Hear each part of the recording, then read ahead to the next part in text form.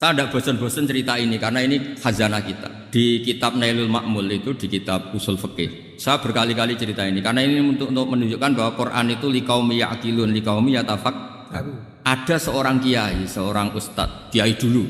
Kiai dulu itu ya memang orang soleh, alim terus jadi kiai. Kalau kiai sekarang tuh macam-macam, nganggur terus ingin jadi kiai, terus daftar gitu. Ada lowongan di yayasan masuk ingin jadi ustadz karena dengar ada gajinya. Dulu tidak ada seperti itu dah. Makanya dulu itu kalau ustadz kiai pasti soleh karena dia alim terus ingin orang lain tuh mendapat ilmunya. Kalau sekarang nggak ada yayasan sehat, guru gajinya sekian. Yang nggak ingin jadi ustadz tuh daftar karena ada gaji. Apalagi ada kabar, ada gaji, ada mes, ada wah yang daftar banyak.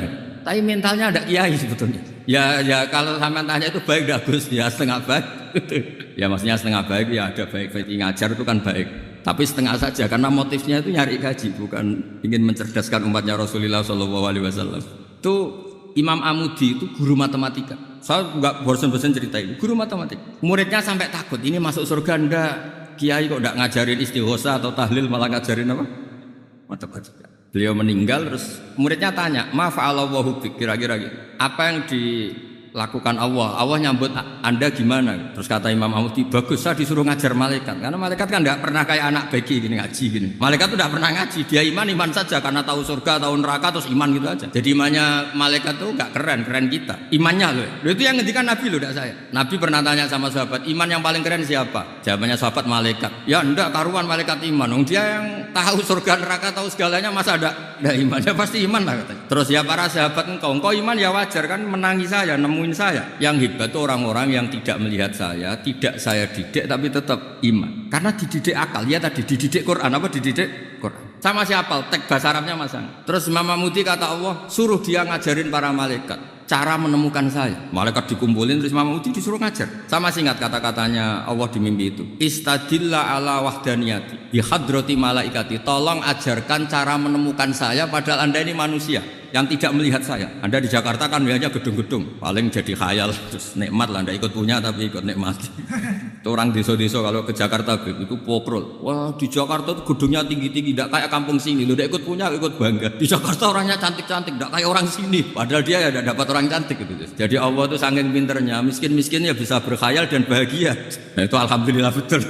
Akhirnya itu apa ini anak-anak begini saya tak niati ngajar standar anak-anak akademik. Terus pertama yang diajarkan hanya bilang gini, sama siapa teknya? Ya malaikat wahai para malaikat. Terus beliau bilang, nisbatus naini wassalasah ila malanihayata lahu nisbatul far'i ilal asl. Angka itu jumlahnya berapapun 2, 3 sampai triliunan. Semuanya itu nisbatul far'i ilal asli. Binisba'it ilal wahid nisbatul far'i ilal asli. Angka 2 ya cabangnya 1, 3 ya cabangnya 1, 1 triliun ya cabangnya 1. Tetap yang asal usul adalah angka 1. Itu nangis semua malaikat. Cara Jawa itu mandekman kowe iman kaya imanku. Makanya imannya umat Rasulullah SAW itu PD-nya yakinnya kayak imannya malaikat. Kalau Tuhan itu 1. Karena angka agak bisa dimulai kecuali dengan angka 1. Makanya nisbatus naini wassalasah ila malani hayatalahu iku nisbatul far'i ilal asl. Semuanya itu nisbatnya cabang ke induk. Berarti semua alam raya ini tetap asal usulnya 1. Yaitu qul huwallahu.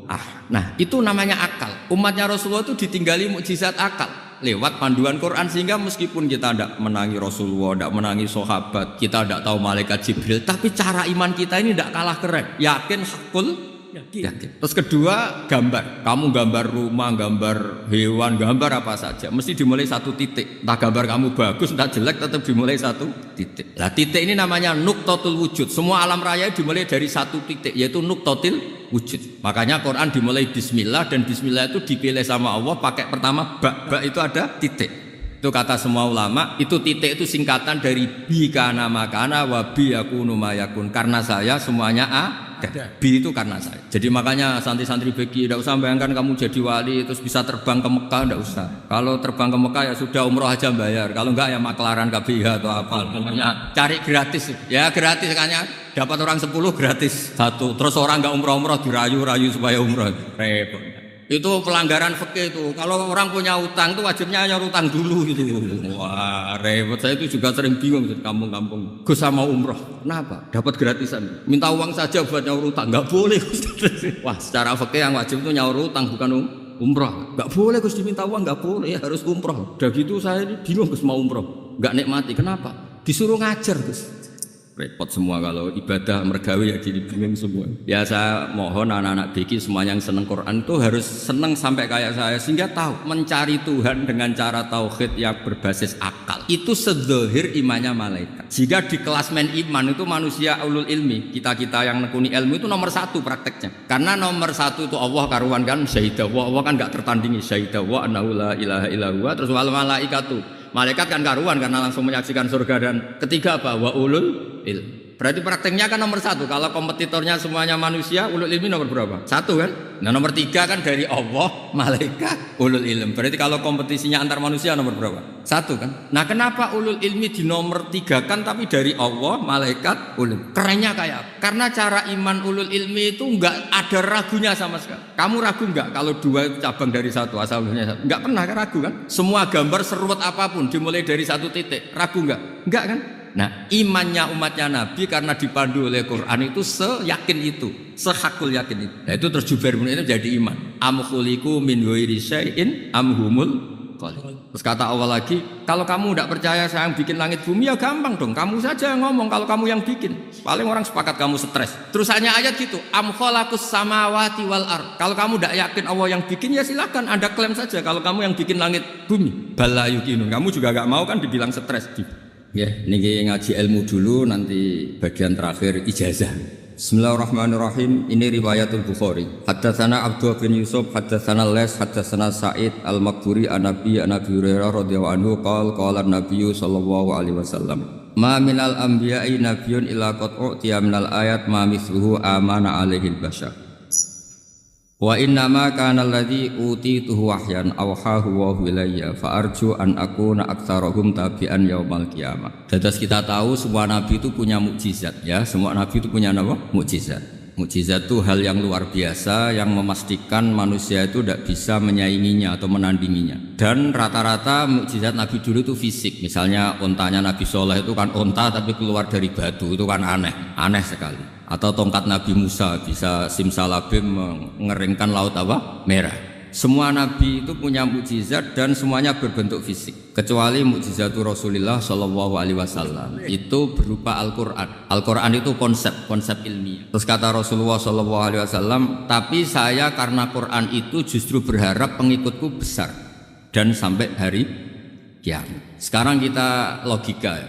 Andaikan kamu punya tongkatnya Nabi Musa, kalau kamu suka uang, kepikirannya dijual apa dipakai? Kalau kamu suka uang, pakai. Kalau kamu ahli suudon itu pikirannya ndak, ini asli ndak ya? Karena yang melihat di Turki itu ya sebagian gitu. Kalau yang suka perdukunan itu bayangkan itu miliknya, mungkin dipakai ngakali orang atau apa, pokoknya bayangkan itu miliknya. Kalau yang kolektor pikirannya itu nanti ini laku berapa? Tapi kalau peneliti mungkin pikirannya itu ini asli apa ndak? Bukti aslinya apa?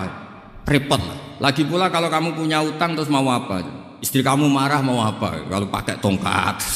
Nah, beda dengan mukjizatnya Quran itu semuanya apa? Ilmiah. Orang yang sedang harmonis dengan istri bisa pakai ayat di antara ayat-ayat Allah itu apa? Wa ja'ala bainakum mawaddatan warahmah. Nanti kalau ditakdir cerai, saya tidak menyarankan cerai. Kalau ditakdir cerai, itu masih dimotivasi sama Allah wa iyyatafarraqa yusnillahu kullam min saati. Jika suami istri itu cerai, jangan-jangan suaminya dapat istri lebih baik, istrinya nanti dapat suami lebih baik. Jadi yang masa lalunya ada keprahara. Kan banyak orang suaminya meninggal ketika nikah lagi ditanya, kangen sama suami pertama, alhamdulillah ini lebih baik. Padahal suaminya yang meninggal itu berharap istrinya ini kangen, ternyata dia sudah syukur dapat suami yang lebih. Jadi Quran itu menunggui kita ila yaumil ya. Kita tidak bunuh diri, itu ya barokahnya Quran. Karena problem apapun kita dinasihati apa sabar, apa dinasihati sabar. Kan nggak mungkin kamu pegang tongkatnya Nabi Musa, punya masalah apa saja ngelihat tongkat, bisa apa tongkat. Tapi kalau Quran kan nasihat, solusi. Makanya Nabi berharap dengan Quran ini, saya berharap pengaruh saya, pengikut saya terbanyak ila yaumil ya. Terus beliau dikomentari begini sama ini Fathul Bari, sarahnya Bukhari. Al-muradu anna mu'jizatil anbiya in qaradat binqiradi a'sarihim falam yusyahidha illa man hadara. Problem mukjizat nabi-nabi dulu itu kan fisik. Sehingga yang tahu kalau Nabi Soleh punya unta yang ajaib itu yang tahu ya hanya yang hadir saat itu. Yang tahu kalau tongkat Nabi Musa bertuah itu juga yang tahu hanya yang hadir saat itu. Selebihnya tahu tongkat ya di museum. Tapi kalau Quran menjadi solusi, menjadi panduan, menjadi pegangan itu ila yaumil qiyamah. Kita beri contoh ya, Quran panduan yang paling gampang misalnya. Dulu ini cerita ya, dulu itu ada orang kafir cerdas namanya Jubair bin Mut'im. Itu saking pinternya dia, pinter juga tokoh, itu sebagai delegasi pembebasan Asra Badrin. Jadi tawanan-tawanan perang Badar itu mulai dulu ya ada negosiasi mau dibebaskan. Terus orang-orang kafir ini menugaskan namanya Jubair bin siapa? Mut'im. Ini ada di Bukhari. Karena ini ngaji di Jakarta. Kalau orang nggak tahu hadis juga tanya ini sahih enggak itu. Wong nggak tahu kok tanya itu aneh. Padahal kalau dibodoni itu ya nggak tahu. Tapi ya tetap tanya, hadisnya ini sahih enggak? Ini kata kiai apa kata nabi ini? Memangnya kata nabi kamu dengar kan ya lewat kiai. Emang. Setelah itu Jubair itu datang ke Medina, dengerin. Datang ke mana? Madinah. Kemudian dengar Nabi baca Wattur pas sholat maghrib. Jubair karena Nabi dulu nggak ada hotel, nggak ada pondok ya. Pondoknya Nabi hanya sufah itu. Nabi baca maghrib, bukan diskusi, bukan debat, baca Wattur wa kitabim mastur fi raqim mansur wal baitil ma'mur wasaqfil marfu wal bakhril masjur terus. Kemudian sampai pada titik ayat am khuliqu min ghairi syai'in. Masa manusia atau alam raya yang maujudat, yang nyata, yang wujud nyata. Kemudian asal usulnya itu ketiadaan. Ini kan hadhil alam maujud. Alam ini kan nyata. Masa sesuatu yang nyata penciptanya itu tidak nyata. Jadi enggak mungkin ada faham nihilisme. Kalau faham nihilisme berarti melahirkan teori begini. Al adamu yakhluqu maujudan. Sesuatu yang tidak ada menciptakan yang itu kan akal enggak bisa nerima. Kalau sesuatu ini ada, penciptanya pasti ada. Terus akhirnya Jubair bin itu simpuh di depan Rasulullah terus bilang, ya Muhammad kada qalbi ayatir, hampir saja hati saya terbang. Kalau riwayatnya Imam Ahmad, faka'anna masudi aqalbi, hati saya ini hancur. Semua teori yang saya bawa untuk melawan kamu sekarang luluh semua, hancur semua. Yang benar adalah teori Anda bahwa Tuhan itu satu dan Tuhan itu ada sebelum semua makhluk. Coba kalau Nabi Muhammad ada Jubair bin Mut'im terus menyembunyikan tongkat dekat mihrab, terus dilihat ini apa, paling pikirannya ini dari kayu apa, terus yang bentuk tongkat itu tukang pemahatnya siapa, kok kurang keren, kalau di Blitur gimana ya, kan malah panjang. Kira-kira kalau mukjizat itu dari tongkat itu malah panjang lah pokoknya panjang. Lagi pula kamu coba kan nggak ngarah mandi, itu yang mandi kan nabinya bukan tongkatnya. Coba tongkatnya Nabi Musa coba anak-anak beki itu dipakai mukul kucing aja tidak mesti mati itu.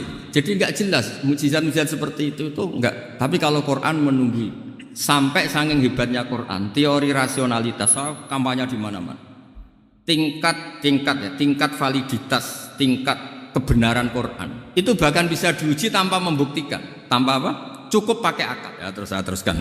Fala yamurru terus al-murad anna mu'jizatil anbiya in qaradat bi qidari asaim wa mu'jizatul Quran mustamirratun ila yaumil qiyamah.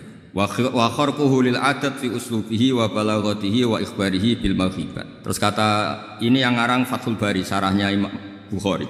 Fala yamurru asrun minal a'sar illa wa yadharu fihi syai'un mimma akhbaru bi annahu sayakun yadullu ala sihhati da'wahu. Wa hadza aqwal muhtamilan wa takmiluhu fil ladzi ba'da wa qilani ya al makna anal mu'jizat al madiyah kanat khissiyatan tusyahadu bil absar kana qati sholeh wa asa Musa. Mukjizatnya nabi-nabi dulu itu hanya penyembuh, hanya pelengkap, hanya nuruti keinginan mata. Seperti dahsyatnya apa? Laut Merah di sebelah apa dipukul sama tongkatnya Nabi siapa? Itu semuanya itu hanya memanjakan mata, urusan mata. Terus wow itu. Tapi kalau mukjizatnya Nabi Muhammad itu berdasar akal. Artinya berdasar akal nih dengerin ya. Dengerin betul. Ketika Laut Merah terus tersibak kan wow itu keren kan? Terus kita bilang menyimpulkan, wah kita tidak akan mampu. Itu bodoh sekali kesimpulan kita tidak akan mampu. Meskipun bikin nyamuk Anda juga tidak mampu. Loh untuk memutuskan tidak mampu saja kok sampai pertunjukan seperti itu tuh laopo, cek goblok gitu. Nah kalau kita karena umat yang pinter untuk memaksa kita nggak mampu, Allah bilang inna wa la yastahi ayadriba matalam ma ba'udah. Kita melihat nyamuk langsung berkesimpulan tidak mampu. Saya berkali-kali cerita nyamuk itu sudah kecil, masih punya uratnya kayak apa? Masih punya kumannya seberapa? Ya enggak, nyamuk itu kecil, punya organ tubuhnya punya urat. Itu kalau kamu pinter, antara tongkatnya Nabi Musa menyibak Laut Merah sama nyamuk itu sama-sama berkesimpulan melahirkan satu paham bahwa kita tidak. Loh, untuk memaksa tidak mampu saja kok pertunjukan ada onta keluar dari batu, Naqatu Sholeh, ada tongkat yang bisa mengeringkan laut. Cek goblok. Lah kita alhamdulillah tidak jenis goblok yang seperti ini. Untuk ikrar bahwa Allah itu hebat ala kulli syai'in, cukup lihat nyamuk, kagum kan? Sudah tidak usah bikin hidup. Saya berkali-kali mencontohkan. Para pemahat tak suruh bikin patung gajah itu mampu. Tak suruh bikin patung nyamuk kalau bisa. Nyari materi dari apa? Gampang mana bikin patung gajah sampai patung nyamuk? Gajah, makanya Allah bikinnya contoh itu untuk ijaz itu pakai nyamuk bukan pakai gajah. Itu kalau ustadz-ustadz yang agak jorok malah contohnya nyamuk, Gus. Itu kecil, itu kayak apa? Di dalamnya dia hamil. Itu anaknya kecil lagi, telurnya kecil lagi, itu gimana itu cara bikin ini? Makanya di sini ini ada kitab Itqan, itu komentarnya itu lucu. Ini kitab Al-Itqan karangannya Imam Suyuti. Ini persis komentar saya tadi ya. Kata Imam Suyuti, pengarang kitab Itqan, wa ya imma fisiyah wa imma akliyah. Jadi mukjizat itu ada yang fisik, bisa dilihat indra, panca indra, bisa dilihat akal. Wa aktsaru mu'jizati Bani Israil kanat khissiyah li baladatihim. Biladatu goblok, wakillati basairihim. Dasar wong goblok. Mukjizat kok ngenteni sing wow. Maksudnya dasar wong untuk ngakui Allah hebat saja kok nunggu hal-hal yang seperti itu. Paham? Mergo likillati napa aklihim. Wa aktsaru mu'jizati hadil ummah aqliyatun li farati dzakaihim wa kamali afwahihim. Dan mukjizatnya umat ini semuanya berdasar akal karena sudah cerdas. Jadi andaikan kita melihat tongkatnya Nabi Musa menyibak Laut Merah dengan melihat nyamuk, kesimpulan kita sama-sama wow, sama-sama keren, sama-sama memastikan kita tidak mampu. Makanya terus Quran menerangkan wa ma min dabatin fil ardi wala ta'iri yatiru bi janahihi illa umamun amsalukum. Jadi keseharian kita lihat burung kok terbang, itu sudah ayatun min ayatillah. Paham ya, terus niki itu bangga ditunggoni napa Quran, nggih ditunggoni napa Quran. Wa mu'jizatul Quran tusyahadu bil basirah fayakunu mayatabi'u li ajlihi aksar. Terus li annal ladzi yusyahadu bi ainir ra'si yang qaridu bingkiradi musyahidi. Sesuatu yang tampilan dahsyatnya itu disaksikan mata, maka itu bisa habis.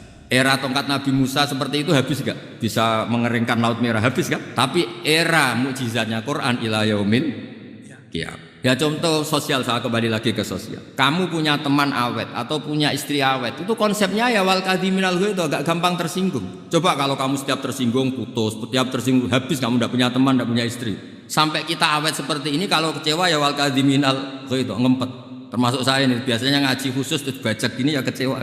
Tapi barokahnya diwarai Quran wal kadhiminal ghaidha, ngempet Gus, ngempet. Terus kecewa sama teman, kok kenapa tidak putus? Karena wal afina aninna, sudah kalau kecewa maafkan. Coba kalau kita kecewa presiden demo, kecewa menteri demo, kecewa orang tua minggat, ya kalau dicari, kalau tidak kan malu. Saya itu punya teman tak tanya, kecewa besar sama bapak, kenapa tidak minggat? Malu, kenapa malu? Takut nggak dicari. Itu orang tuh paling malu itu kalau keluar dari rumah nggak di. Saya punya teman lagi, saya ini takut mati, kenapa? Takut istri saya tidak nangis. Itu kematian terburuk itu kalau mati tahu istrinya ada nangis, itu malu betul. Makanya jangan mati, pokoknya pastikan orang sekeliling ada nangis itu baru berani mati, kalau tidak jangan ya. Jadi mukjizatnya Nabi itu luar. Nah ini terus saya teruskan ya. Makanya mukjizat terbesarnya Nabi adalah karena Al-Quran ini cerita tentang hukum-hukum akal, cerita tentang logika-logika peradaban. Misalnya logika peradaban, contoh paling gampang. Di Quran itu ada sekian ayat yang Allah cerita peradaban. Misalnya wa ahsinu innallaha yuhibbul muhsinin. Itu dikutip terus kemudian disimpulkan dalam peradaban. Kata Sayyidina Ali karramallahu wajhah ngendikannya gampang. Ahsin man syi'ta takun amirah. Kamu berbuat baik saja sama seseorang, maka otomatis kamu akan jadi pemimpinnya. Ada orang enggak tamat SD, enggak tamat papa, gobloknya minta ampun. Tapi karena gaji seorang pakar, kamu tak gaji 1 bulan 1 miliar, perusahaan saya jadikan besar. Itu dikongkan ngalor ngidul ya nurut. Hanya karena dia ihsan. Terus wastahni amman syi'ta takun nadhira. Saya ulang lagi. Wastahni amman syi'ta takun nadhira. Dan kamu jangan butuh orang lain, siapapun dia, maka kamu akan setara. Misalnya ada menteri orang antri mau salim, tapi kamu tidak butuh, kan tenang saja. Tapi kalau kamu butuh, habis ya. Iya kan? Kamu tidak butuh seseorang, maka kamu posisinya akan start. Kamu harus sopan karena punya utang jasa. Kalau nggak punya apa-apa kan start. Ya enggak? Misalnya kamu jajar rektor atau jajar menteri, jajar apa saja. Kalau kamu tidak punya utang kan? Kamu jajar menteri tidak punya utang. Sama jajar satpam tapi punya utang, takut mana? Kalau butuh itu mesti kalah kan? Ada pejabat misalnya nggak begitu cantik sama perempuan cantik yang kamu butuh ingin dicintai, takut mak. Padahal nggak jelas orang ini pangkatnya apa. Jadi dalam hukum sosial itu kata Sayyidina Ali, wastahni aman syi'ta takun nadhira. Kamu jangan butuh seseorang maka kamu akan setara. Terus yang terakhir, wahtas ilaman syi'ta takun asira. Asira pakai sin. Dan silahkan butuh seseorang maka kamu akan jadi budak dia. Ya coba misalnya Anda seorang profesor, seorang alim, seorang kiai top. Misalnya mencintai janda di ujung kampung sana, jalan kaki 2 kilo. Padahal itu gak tamat SD. Tapi gara-gara seneng, kacau kan. Logika kepangkatan hilang semua kan. Jadi itu hukum peradaban. Itu mewakili isi-isi sosial yang diterangkan Quran. Ya, jadi paketnya 3 tadi ya. Ahsin man syi'ta takun amira. Kamu berbuat baik sama seseorang maka kamu bisa memimpin. Wastahni amman syi'ta takun nadhira. Kamu jangan butuh seseorang maka kamu akan setara. Mbok kamu ketemu orang terkaya di dunia. Ya ketemu orang terkaya di dunia, kamu jejer, kamu tidak butuh dia. Tenang kan bisa setara kan? Tapi kalau butuh harus sopan, ngajukan proposal, harus berakhlak karimah. Makanya sekarang Anda kok berakhlak kenapa? Ternyata mau nyalek. Biasanya Anda berakhlak kok berakhlak. Ada apa ini? Makanya guyonan di Rembang itu Beb Husein ini. Kalau ada orang mendadak sopan sama temannya curiga. Kok tumben sopan? Mau utang ya? Jadi zaman akhir itu aja. Ya di semua daerah gitu ya sama Pak Rektor ya. Kalau ada teman biasanya nggak sopan kok sopan. Itu temannya curiga. Ini Pak Rektor UI ini ikut kaji. Kok tumben sopan? Ada apa ya? Karena di mana-mana orang butuh itu pasti beretika. Kamu punya teman paling berdua. Kalau mau utang berakhlak gak? Atau misalnya kamu punya adik cantik terus punya teman berdua. Kalau cinta adik kamu berakhlak gak? Biasanya gak sama sekali gak berakhlak. Gara-gara butuh menjadi berakhlak. Ya jadi hukum sosial itu ya kuncinya 3 tadi. Ahsin man syi'ta takun amira. Wastahni amman syi'ta takun nadhira. Terus wahtas ila man syi'ta takun asira. Kalau kamu butuh seseorang pasti kamu dibikin hina. Asir itu tawanan. Nah, Quran itu bicara sosial itu lengkap. Dan itu yang nunggui kita. Kita punya tetangga yang kurang baik, ya senang. Punya tetangga baik, ya senang.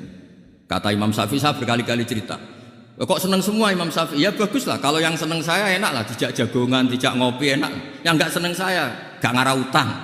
Uang itu nak, kamu punya tetangga gak senang kamu. Aman kan? Aman. Gak akan pinjem uang kan, pinjem mobil. Gak senang kok. Makanya Imam Syafi'i itu kalau ngedikan luar Syafi'i, diceritain orang. Ya Aba Abdillah bagiannya, ya Aba Abdillah orang itu gak seneng kau, bagus lah. Loh kenapa bagus? Waman asa'a ilaika faqad atlaqaka. Orang yang gak seneng kamu maka membebaskan kamu. Gak akan pinjam uang, pinjam mobil, gak akan ganggu waktu kamu kan gak seneng. Justru yang seneng-senengin masalah pinjam terus. Imam Syafi'i itu orang yang anggap dunia itu selesai. Ada yang cerita, ya Aba Abdillah orang yang tadi cium tangan engkau, yang hormat engkau di luar maki-maki engkau, ngerasain kau, ngata-ngatain kau. Ya bagus lah. Kok bagus gimana? Berarti saya wibawa depan saya tidak berani ya. Berarti saya wibawa di depan saya tidak berani. Berarti itu makomnya sudah kulillah sumadarhum fi khawdihim yal'abun. Sudah dunia itu selesai. Sudah agak penting semua. Nah itu kalau kamu anak-anak beki ahli Quran sudah ayatnya kulillah sumadarhum fi khawdihim yal'abun. Sudah lihat Allah saja agak penting makhluk-makhluk itu. Dah makhluk semua agak penting, sepenting Allah. Nah kita ini ditunggoni mukjizat seperti itu. Bayangkan misalnya kita ditunggoni tongkatnya Nabi Musa. Saya ngajar di sini terus ini tongkat. Terus nanti yang tanya, Gus itu kayu apa Gus? Nanti yang kolektor tanya itu harganya berapa Gus? Ruwet apa? Terus yang ahli suudon itu asli gak Gus? Wah. Yang ahli suudon kan mesti tanyanya gitu. Itu asli gak Gus? Repot pokoknya. Tapi kalau Quran kan jelas.